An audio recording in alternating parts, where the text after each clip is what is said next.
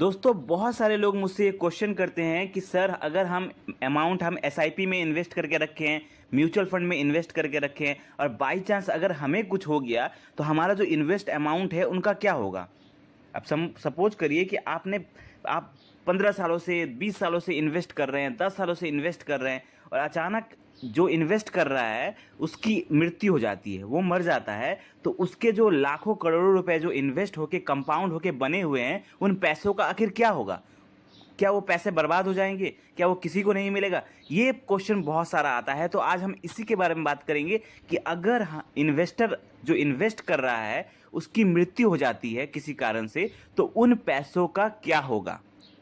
क्या वो पैसे गवर्नमेंट के पास चले जाएंगे या उनके रिलेटिव को मिलेंगे, मतलब क्या होगा उन पैसों का। आज हम इसी के बारे में पूरी डिटेल से बात करेंगे। दोस्तों ये वीडियो काफ़ी इन्फॉर्मेटिव होने वाली है, जो ये बात नहीं जानते उनके लिए काफ़ी ज़रूरी है। अगर आप एसआईपी में इन्वेस्ट करते हैं, म्यूचुअल फंड में इन्वेस्ट करते हैं, तो आपको ये जानना बहुत ज़रूरी है कि अगर इन्वेस्टर मर जाता है तो इन्वेस्ट अमाउंट का क्या होगा। तो चलिए आज हम इसी के बारे में डिटेल से बात करते हैं, इसलिए वीडियो के लास्ट तक बने रहे, तभी आपको पूरी जानकारी मिलेगी इस क्वेश्चन के बारे में। तो चलिए हम बात करते हैं कि बाई चांस अगर इन्वेस्टर मर गया तो इन्वेस्ट अमाउंट का क्या होगा। तो जो दोस्तों सपोज कर लीजिए कि इन्वेस्ट जो अमाउंट जो आदमी इन्वेस्ट कर रहा है वो किसी बैंक से इन्वेस्ट कर रहा है या किसी ऐप से इन्वेस्ट करता है। यहाँ पे दो सिनेरियो हो सकता है। अब जैसे कि बहुत सारे लोग बैंक से एसआईपी करते हैं, डायरेक्टली बैंक से ही एसआईपी करते हैं। अब बहुत सारे लोग जो ऐप्स होता है जैसे कि ग्रो ऐप हो गया, अप स्टॉक हो गया, ज़ीरोधा हो गया, मतलब बहुत सारे जो ऐप्स हैं उन ऐप से एसआईपी करते हैं या म्यूचुअल फंड जो भी इन्वेस्ट करते हैं। तो यहाँ पर क्या होता है कि दो सिनेरियो आ सकता है। अब बैंक से जब आप एसआईपी करते हैं या कोई ऐप से एसआईपी करते हैं तो वहाँ पे एक ऑप्शन आता है। जब आप एसआईपी अकाउंट बनाने जाते हैं, जब आप जैसे कोई ऐप से ही अगर आप कर रहे हैं, तो जब आप वहाँ पर केवाईसी कराते हैं, जब अपना अकाउंट बनाते हैं शुरू में, तो उसमें दोस्तों एक ऑप्शन रहता है केवाईसी करने का। केवाईसी करने का मतलब कि आपको अपना डॉक्यूमेंट अपलोड करके एक अकाउंट बनाना होता है। तो वहाँ पे केवाईसी, जब आप केवाईसी करते हैं तो वहाँ पे एक नॉमिनी ऐड करना रहता है। नॉमिनी ऐड करने का मतलब है कि अगर आपका अमाउंट कुछ हो जाता है तो वो पैसा उस आदमी को मिल जाएगा, आपके रिलेटिव। अब सपोज करिए वो कोई भी हो सकता है, जैसे ब्रदर, सिस्टर, हस्बैंड, वाइफ,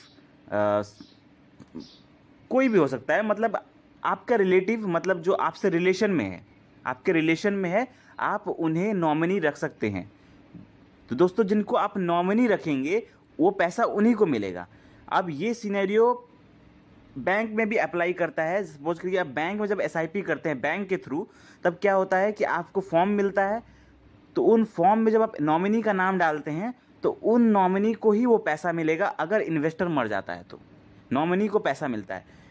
31 मार्च 2023 के पहले नॉमिनी ऐड करना कंपलसरी नहीं था। म्यूचुअल फंड में एसआईपी में नॉमिनी ऐड करना कंपलसरी नहीं था। उस केस में क्या होता था कि पैसा अनक्लेमेबल रह जाता, पैसा उसी मतलब म्यूचुअल फंड में रह जाता था, गवर्नमेंट के पास रह जाता था या उस कंपनी के पास रह जाता था। लेकिन जब कंपलसरी हो चुका है अभी नॉमिनी ऐड करना, तो इसमें क्या होता है, वो पैसा नॉमिनी को मिलता है। लेकिन नॉमिनी को कैसे मिलता है? अब सपोज करिए कि इन्वेस्टर मर गया। इन्वेस्टर अगर मर गया तो वो जैसे कि उनके पिताजी अगर सपोज करिए इन्वेस्ट कर रहे हैं, तो पिताजी अगर मर गए तो उनका नॉमिनी उनका बेटा था। वो नॉमिनी अपने बेटे को रखे थे, तो नॉमिनी जो है उनका बेटा वो जाएगा विड्रॉ करने के लिए। जब वो विड्रॉ करने के लिए जाएगा वो पैसा, जब वो उठाने के लिए जाएगा वो पैसा, तो वो पैसा जब उठाने के लिए जाएगा तो उनको कुछ डॉक्यूमेंट्स की ज़रूरत पड़ेगी। वो डॉक्यूमेंट्स क्या क्या है? पहला है जो इन्वेस्टर पर्सन था यानी उनका पिताजी, उनका डेथ सर्टिफिकेट चाहिए होगा, ठीक है। उनसे जो रिलेशन है वो दिखाना पड़ेगा आपको। प्लस आपको अपना केवाईसी डॉक्यूमेंट दिखाना पड़ेगा, जैसे आधार कार्ड हो गया, पैन कार्ड हो गया, इन सब का डिटेल आपको दिखाना पड़ेगा। मतलब आपको इन शॉर्ट आपको प्रूफ करना पड़ेगा कि हाँ वो मेरे पिताजी थे, या जो भी वो रिलेशन जो दिखाए हुए हैं वो मेरे वो है।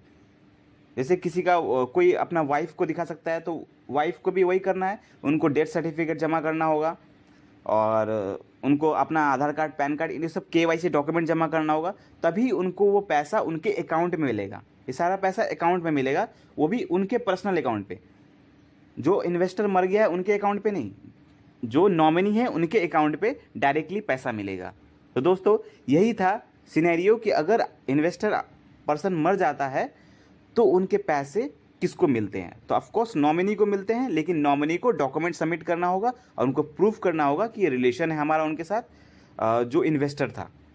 तो दोस्तों अगर इस वीडियो में आपको कोई भी क्वेश्चन है, कोई भी डाउट है, तो आप हमें कमेंट में पूछ सकते हैं। वीडियो अच्छा लगा हो तो लाइक करें और भी ऐसे ही यूज़फुल फाइनेंशियल वीडियो पाने के लिए हमारे चैनल को सब्सक्राइब करें। धन्यवाद।